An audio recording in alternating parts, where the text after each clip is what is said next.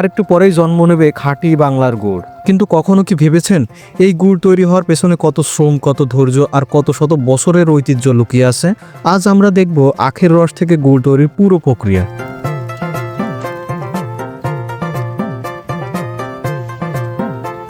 একসময় শীত মানেই ছিল গ্রামের প্রান্তরে ধোয়া উঠতে থাকা ভাটা, বড় কড়াইয়ে টকবগে করে ফুটতে থাকা রস আর চারপাশে ছড়িয়ে থাকা এক মিষ্টি সুবাস।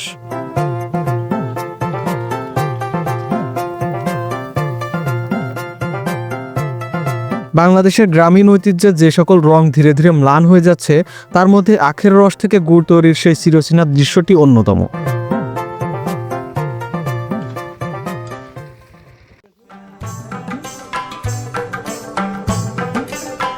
আসসালামু আলাইকুম।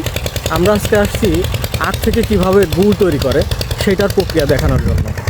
আর এইটা হচ্ছে ঝিনাইদহ জেলার শৈলকুপা থানার পরমান্নপুর গ্রামে।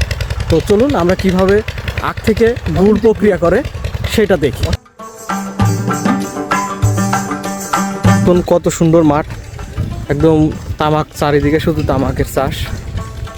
আর এই যে এই সাইডে হচ্ছে আখের চাষ করছে। আর এই যে পিচ্ছি, তাই কই যাও? গুড় বানাই, গুড় বানাচ্ছে এখন এখন বানাচ্ছে না? এখন কি করছে? মেশিন কি নষ্ট হয়ে গেছে? দুপুরে বানানো শুরু হবে, তুমি জানো না? আমি তো জানি না। দেখি গিয়ে কি অবস্থা হয়। গুড় বানাচ্ছে না এখন, তো গিয়ে দেখি। যে আমরা তো গুড় বানানো দেখবো, আজকে না হলেও সকালে অন্য কোনো সময় আসবো আর কি। আখ ঢুকিয়ে যে মেশিন থেকে বের করা হয় রস, সেই মেশিনটি আজ কয়েকদিন ধরে অকেজো হয়ে পড়ে আছে, তাই চলছে মেরামতের কাজ। এটা হচ্ছে আখের বাগান, আখের চাষ করা হয়েছে এখানে। বাংলাদেশে আখ সাধারণত শীতকালীন ফসল হিসেবে চাষ করা হয়ে থাকে।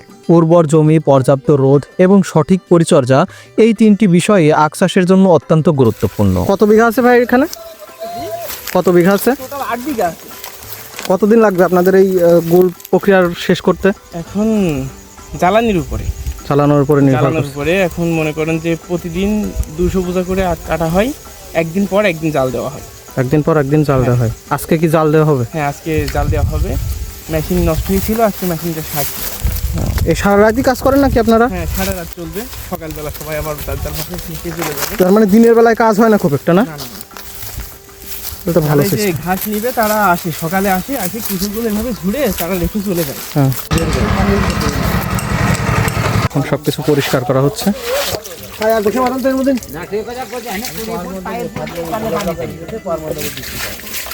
এগুলো হচ্ছে রস জ্বালানো চাড়ি বলে না? এগুলো সব আগে রস জ্বালানোর আগে পরিষ্কার করে নেওয়া হচ্ছে।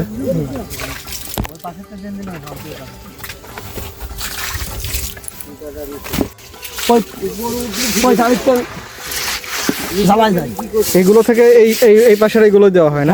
এইগুলো তো রস পরিষ্কার হয়, ময়লা পরিষ্কার হওয়ার পরে ওই ময়লা রস পরিষ্কার হওয়ার রস যায় এই 6 জ্বালাই, এই 6 জ্বালাই অরিজিনাল খাঁটি গুড় হয়। ও আচ্ছা আচ্ছা। আর এই জায়গায় আপনি বসবেন? হ্যাঁ, এই জায়গায় আপনি কি মিস্ত্রি, তাই তো? তাহলে গুড় রান্না করা বরাতি বলে। বরাতি বলা হয়? হ্যাঁ, যারা গুড় রান্না করে তাদের বরাতি বলা হয়। না, আমি তো জানি না। গোশ রান্না করা হয় তাকে বাবুস্তি বলা হয়। আচ্ছা, ইনি হচ্ছে গুড় জ্বালাবে।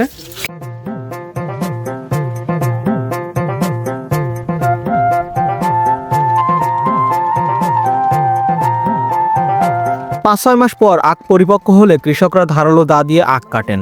তারপর গুচ্ছ করে ক্ষেত থেকে নেওয়া আসা হয় গুড় বানানোর খোলাই। আর এখানেই শুরু হয় গুড় তৈরির প্রথম ধাপ।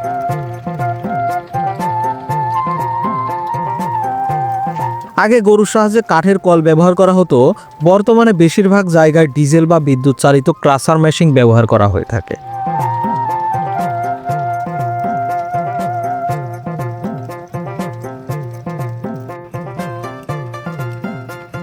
আখ মেশিনে ঢোকানোর সাথে সাথে চেপে বের হয়ে আসে কাঁচা সবুজ রস। এই রস ড্রামে সংগ্রহ করে রাখা হয়। 1 টন আখ থেকে প্রায় 500 থেকে 600 লিটারের মতো রস পাওয়া যায়।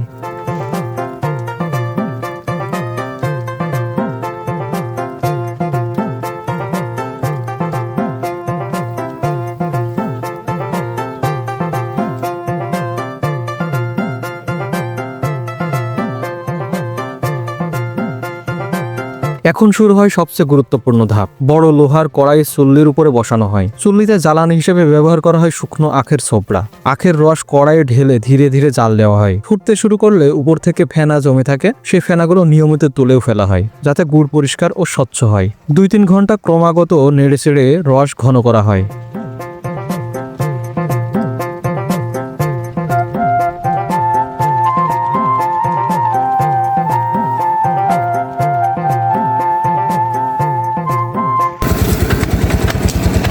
ভাই জাল দেওয়ার ভিতরে কি কোনো নিয়ম টিয়ম আছে নাকি? হ্যাঁ, জাল দেওয়ার নিয়ম আছে।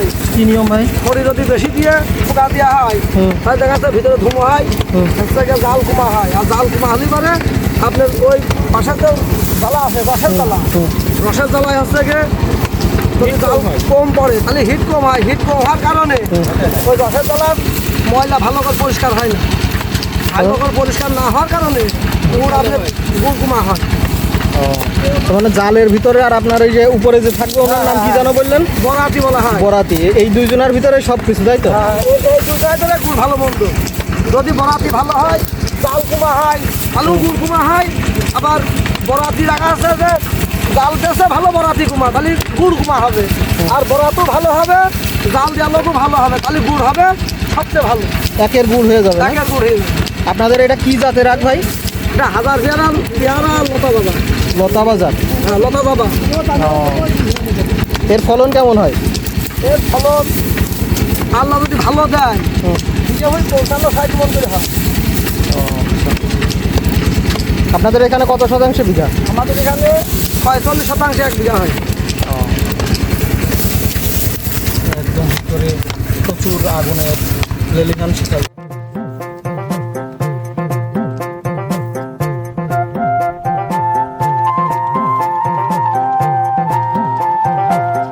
আখ মাড়াই কলে পেশা বেশ ঝুঁকিপূর্ণ কাজ। মাড়াই কল থেকে রস সরাসরি চলে যায় কড়াইতে। খালি চোখে এগুলো নোংরা মনে হলেও এতে কোনো কৃত্রিম রাসায়নিক ব্যবহার করা হয় না।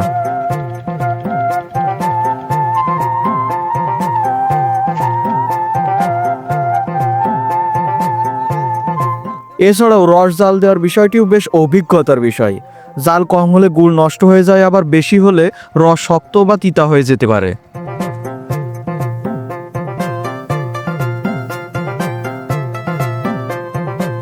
আমরা যারা গ্রামে বড় হয়েছি, আমাদের শৈশবের অসংখ্য বিকাল, কুয়াশা ভেজা সকাল আর গল্প ভরা রাত মিশে আছে এই গুড় তৈরির স্মৃতির সাথে।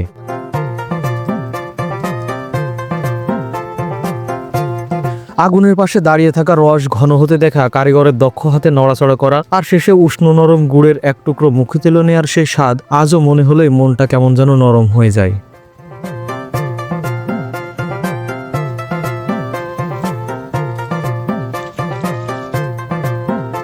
যখন রস ধীরে ধীরে ঘন হয়ে লালচে বাদামি রং ধারণ করে, তখন সেটি গুড়ের রূপ নিতে শুরু করে। এই পর্যায়ে দক্ষ কারিগর বুঝে ফেলতে পারেন কখন নামাতে হবে এই গুড়। অতিরিক্ত জাল দিলে গুড় শক্ত হয়ে যায়, আবার কম জাল দিলে গুড় ঠিক মতো জমবে না। ঠিক সময়ে নামিয়ে শাঁসে ঢেলে দেওয়া হয় কিছুক্ষণ পরেই।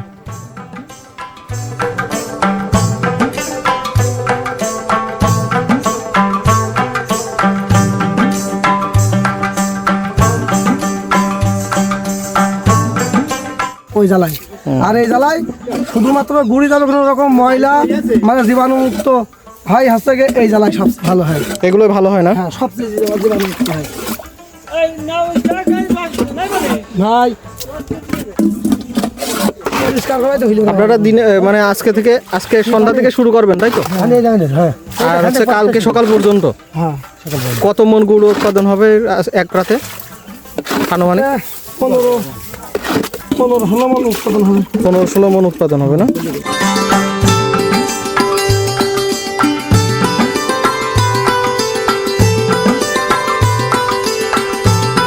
প্রায় 3 ঘন্টা জাল দেওয়ার পর গুড় ঘন হতে শুরু করে। এ সময় আমরা নিয়ে এসেছি পাউরুটি। ফুটন্ত গুড়ের রসে পাউরুটি ডুবিয়ে খাওয়ার স্বাদ অতুলনীয়। টাঙ্গাইল জেলার অনেকেই এভাবে খায়, যা দেখে আমাদেরও আগ্রহ ছিল অনেক। আসলে এর স্বাদ মুখে লেগে থাকার মতো।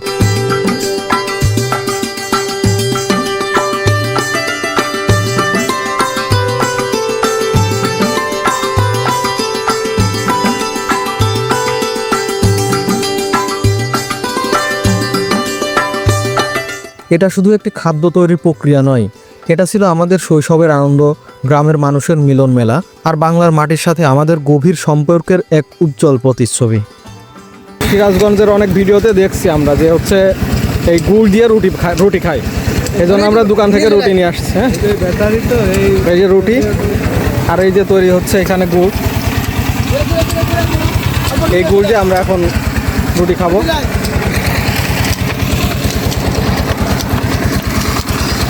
কই আমি খাবো না?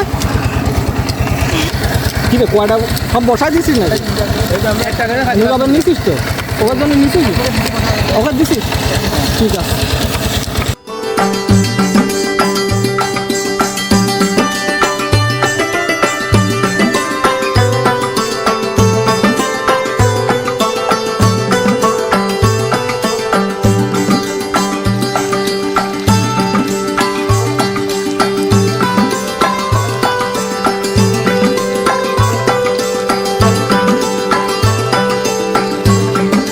চিনি শিল্প আসার আগে গুড়ই ছিল প্রধান মিষ্টি উপাদান। আজও অনেকেই বিশ্বাস করেন যে খাঁটি গুড় স্বাস্থ্যের জন্য পরিশোধিত চিনির থেকে অনেক ভালো। এটি শুধু খাদ্য নয়, এটি গ্রামীণ সংস্কৃতির একটি বিশেষ অংশ।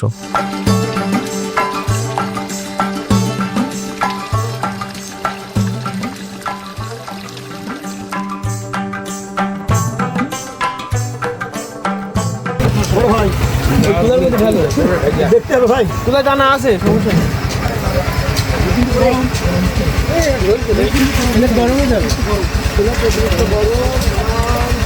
পারবেন না, হাতে পারবেন না।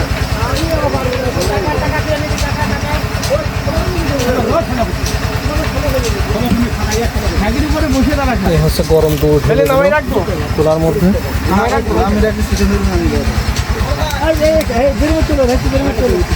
এটা ভরা। আর এমন ভ্রমণ রিলেটেড ভিডিও সবার আগে পেতে চ্যানেলটি সাবস্ক্রাইব করে রাখবেন এবং ছোট্ট একটি মতামত করে রাখবেন ভিডিওটি আপনার কেমন লাগলো। দেখা হচ্ছে নতুন কোনো ভিডিওতে, ততক্ষণে ভালো থাকবেন, সুস্থ থাকবেন। আল্লাহ হাফেজ।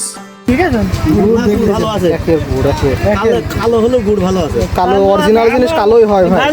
এটা প্লেট